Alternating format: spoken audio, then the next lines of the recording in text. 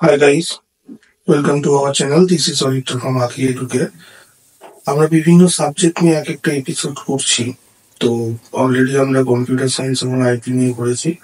আজকে আমরা যে সাবজেক্টটা নিয়ে আলোচনা করব সেটা হলো ইলেকট্রনিক্স। তো ইলেকট্রনিক্স এর অনেকগুলো আলাদা আলাদা ভাগ আছে, সেগুলো নিয়েও জানবো। এবং কমনলি ইলেকট্রনিক্স আমরা কি কি নিয়ে পড়াশোনা করব, কোথায় কোথায় চাকরির অপরচুনিটি আছে, এবং কি কি ফিউচার টেকনোলজি বা ফিউচার কি কি আসতে চলেছে ইলেকট্রনিক্স এর উপর, সেগুলো নিয়ে আলোচনা করবো। তো দেখতে থাকো পুরো ভিডিওটা। প্রথমেই আমরা যেটা দেখবো, ইলেকট্রনিক্স এর উপর কি কি বিভিন্ন ভাগ রয়েছে।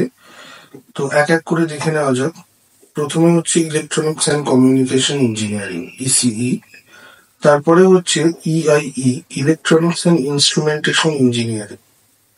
ইটিসিই, ইলেকট্রনিক্স অ্যান্ড টেলিকমিউনিকেশন ইঞ্জিনিয়ারিং। এবং ইই, ইলেকট্রনিক্স অ্যান্ড ইলেকট্রিক্যাল। এবার ইলেকট্রনিক্স নিয়ে যারা পড়বে তারা মোটামুটি যে ভাগগুলোই পড়ো, কিছু কমন প্যাটার্ন আছে। এবং মেনলি আমরা কোন কোন সাবজেক্ট গুলোকে প্রায়োরিটি দিয়ে পড়বো, যারা ইলেকট্রনিক্স নিয়ে মেনলি ভবিষ্যতে কাজ করতে চাইছো, ইলেকট্রনিক্স এর উপরই থাকতে চাইছো, তারা কি কি সাবজেক্ট গুলোকে প্রায়োরিটি দিয়ে পড়বে সেটা হচ্ছে প্রথমেই আমরা যেটা দেখবো, মাইক্রো কন্ট্রোলার এবং মাইক্রো প্রসেসর। তো যে কোনো এমবেডেড সিস্টেম বলো বা যে কোনো ইলেকট্রনিক্স গ্যাজেটস বলো, সেখানে কিন্তু মাইক্রো প্রসেসর এবং মাইক্রো কন্ট্রোলারের একটা ভূমিকা রয়েছে। তো সেই জিনিসটা আমাদের প্রথমে ভালো করে করতে হবে। সেকেন্ডলি আমরা যেটা দেখবো, যে বিভিন্ন রকম কন্ট্রোল সিস্টেম এবং সেই কন্ট্রোল সিস্টেম গুলো কি করে কাজ করে, আমরা ম্যাটল্যাব শিখবো, আরো অন্যান্য জিনিস শিখবো যখন পড়বো। তো কন্ট্রোল সিস্টেমটা একটা গুরুত্বপূর্ণ সাবজেক্ট ইলেকট্রনিক্স নিয়ে যারা পড়বে। নেক্সট হচ্ছে সার্কিট ডিজাইন। বিভিন্ন ইলেকট্রনিক সার্কিট আমরা কিরকম ভাবে ডিজাইন করি, এখানে আমরা বিভিন্ন রকম ডায়োড বা আদার যেরকম multiplexer, demultiplexer, modulation unit, demodulation unit, এইসব অনেক অনেক কিছু নিয়ে পড়াশোনা করব। তারপর হচ্ছে চিপ ডিজাইন, যেটা বললাম, সেখানে ভিএলএসআই মানে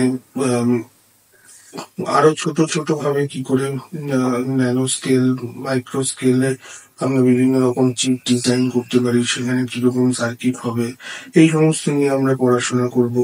আর কি কি নিয়ে পড়তে হবে আমাদের মেনলি, সেটা হচ্ছে প্রোপাগেশন, অ্যান্টেনা প্রোপাগেশন। এটা একটা কিন্তু বেশ ভালো টপিক, কারণ কি এখন দেখছি যে এই যে এত বিভিন্ন রকম রেডিও ওয়েভ রয়েছে, বিভিন্ন রকম এই যে 6G 5G এই সমস্ত নিয়ে এখন কাজকর্ম চলছে। তো একটা ছোট মোবাইলের মধ্যে কত ছোট সাইজের অ্যান্টেনা লাগিয়ে এবং সেটাকে মাল্টিপ্লেক্সিং ডিমাল্টিপ্লেক্সিং করে কি করে সেই সিগন্যাল গুলো রিসিভ করবো। তো অ্যান্টেনা প্রোপাগেশন একটা কিন্তু ইম্পর্টেন্ট চ্যাপ্টার। তারপরে হচ্ছে সিগন্যাল প্রসেসিং, বিভিন্ন signal, analog signal, digital signal কিরকম ভাবে প্রসেস করা হয়, এবং যেটা বারবার বলছি যে মাল্টিপ্লেক্সিং, ডিমাল্টিপ্লেক্সিং। তার সাথে হচ্ছে মডিউলেশন, ডিমডিউলেশন, বিভিন্ন রকম modulation techniques, frequency domain, time domain, orthogonal frequency, এরকম বিভিন্ন জিনিস নিয়ে আমরা পড়াশোনা করব। এবং লাস্টলি আমার যেটা মনে হয়, যেটা কমিউনিকেশন, যাদের ইসিই বা ইটিসিই, কমিউনিকেশনের কিন্তু বিভিন্ন জিনিস আমাদের করতে হবে। Analog communication, digital communication, analog থেকে ডিজিটাল কমিউনিকেশনের ট্রান্সফরমেশন কিরকম ভাবে হবে, satellite communication, radio wave communication, mobile communication. তো এই সমস্ত জিনিসগুলো আমাদের প্রচন্ড ভালোভাবে করতে হবে। এই স্লাইডে আমরা দেখবো ইলেকট্রনিক্স এর উপর কি কি জব এবং কেরিয়ার অপরচুনিটিস থাকে, মানে কি কি কি রকম প্রোফাইল হতে পারে। তো ইলেকট্রনিক্স যারা পড়বে তাদের দেখো, কম্পিউটারের সাথে কিন্তু একটা রিলেশন থাকে, কেন কি বিভিন্ন রকম হার্ডওয়্যার, এই যে মাইক্রো প্রসেসর বললাম, প্রসেসিং, এই সমস্ত জিনিসগুলো, তো কম্পিউটারের সাথে একটা রিলেশন থাকে। এবং ইলেকট্রনিক্স এর প্রথম 2-3টে সেমিস্টারের মধ্যে সি, ডেটা স্ট্রাকচার, এই সমস্ত প্রোগ্রামিং ল্যাঙ্গুয়েজ গুলো শেখানো হয়। তো সেক্ষেত্রে ইলেকট্রনিক্স বললে কম্পিউটার সায়েন্স বা আইটির দিকে যাওয়ার একটা সুযোগ থাকে, প্লাস ইলেকট্রনিক্স ফিল্ডে যে থাকতে চায় সেখানেও কিন্তু অপরচুনিটি আছে। তো আমরা দেখে নিই। তো এখানে ইলেকট্রনিক্স এর অপরচুনিটি গুলোকে আমি দুটো ক্যাটাগরিতে ভাগ করেছি, একটা হচ্ছে হার্ডওয়্যার আর একটা হচ্ছে সফটওয়্যার। হার্ডওয়্যারের ক্ষেত্রে design, circuit design, production engineering, research, antenna and propagation, communication, এই সমস্ত জিনিসের উপর কিন্তু আমাদের প্রোফাইল হতে পারে। মানে রেডিও ওয়েভ ইঞ্জিনিয়ার। এখন জানি না তোমরা জানো কিনা, এই যে রেডিও অ্যাক্সেস নেটওয়ার্ক নিয়ে কিন্তু হিউজ ডেভেলপমেন্ট এবং R&D চলছে। ওপেন র্যান কনসেপ্ট আমরা বলি সেটাকে। তো এই ক্ষেত্রে রেডিও ওয়েভস নিয়ে যারা কাজ করতে চাও তাদের কিন্তু অনেক অপরচুনিটি আছে। তো কমিউনিকেশন, সার্কিট ডিজাইন প্রত্যেকটাই ভালো ভালো দিক, এবং ভালো ভালো অর্গানাইজেশনও আছে রিক্রুটমেন্ট যারা করে এইসব প্রোফাইলে। আবার ইলেকট্রনিক্স যারা পড়ছো তাদের সফটওয়্যার সেক্টরের দিকে কিরকম জব প্রোফাইল হতে পারে। এক নম্বর তো আমি বলবো এমবেডেড সিস্টেম। এমবেডেড সিস্টেমে ওখানে হিউজ অপরচুনিটি আছে।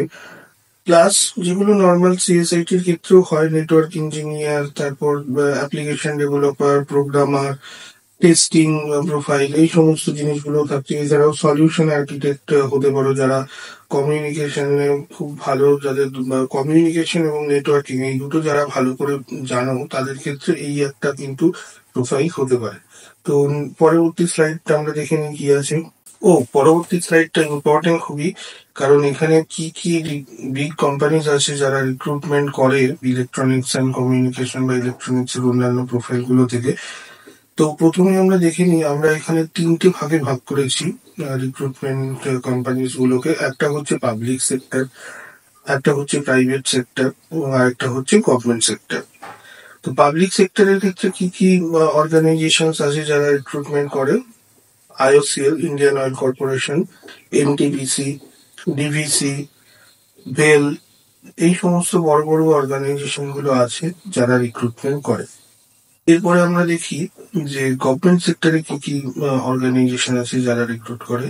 এখানে হচ্ছে DRDO, ইসরো, ইউপিএসসি দিয়ে IAS হতে পারে, ইন্ডিয়ান ইঞ্জিনিয়ারিং সার্ভিসেস, এবং সেখান থেকে রেলওয়েজ, ডিফেন্স, আর্মি, নেভি, এবং বিভিন্ন আরো অন্যান্য জায়গাতেও চাকরি পাওয়া যেতে পারে, এবং খুবই প্রেস্টিজিয়াস জব সেগুলো। প্রাইভেট সেক্টরে মেনলি দেখো, আমি যেটা বললাম, এখানে ইলেকট্রনিক্স প্রোফাইলেও পাওয়া যেতে পারে, প্লাস সফটওয়্যার প্রোফাইলেও পাওয়া যেতে পারে। তো সফটওয়্যার প্রোফাইলে যেগুলো আমি CSIT তে অলরেডি ডিসকাস করেছি, সেটা আবার বলছি না।